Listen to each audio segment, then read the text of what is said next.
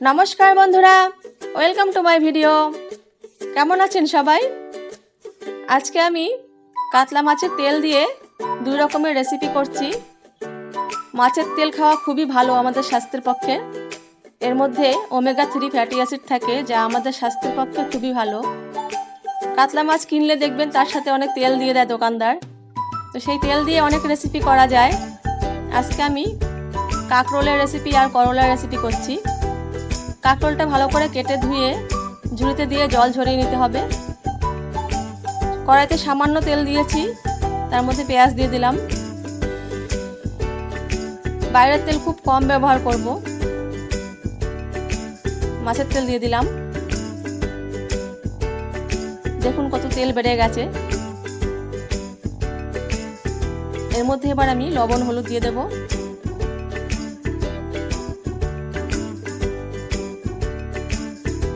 বন্ধুরা, আপনারা যারা এই চ্যানেলে নতুন এসেছেন প্লিজ সাবস্ক্রাইব করে দেবেন। ভালো করে মিশিয়ে নিলাম। দিয়ে দিলাম কাঁকরোল, ভালো করে নাড়িয়ে নেব। দিয়ে দেবো কাঁচা লঙ্কা। এবার একটা ঢাকনা দিয়ে ঢেকে দেব। মিডিয়াম আঁচে রেখে 10 মিনিট ঢেকে রাখতে হবে। এবার ভালো করে এটাকে ভেজে নেব যতক্ষণ এর জল শুকিয়ে না আসে।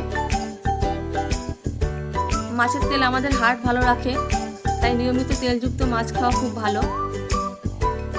প্রথম রেসিপি আমার কমপ্লিট।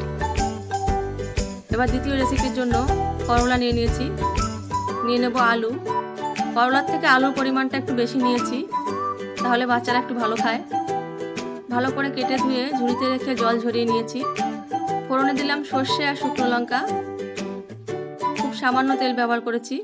এর মধ্যে এবার আমি মাছের তেল দিয়ে দেব। ভালো করে একটু ভেজে নেব। দিয়ে দেব করলা, মিশিয়ে নেব ভালো করে।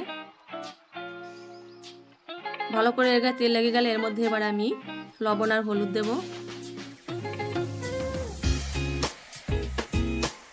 ভালো করে মিশিয়ে নেব। দিয়ে দিলাম কাঁচা লঙ্কা।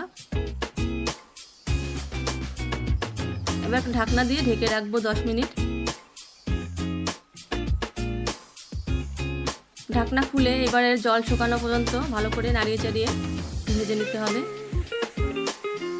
গরম ভাতের সাথে খেতে খুব মজাদার হয় এই রেসিপি দুটোই।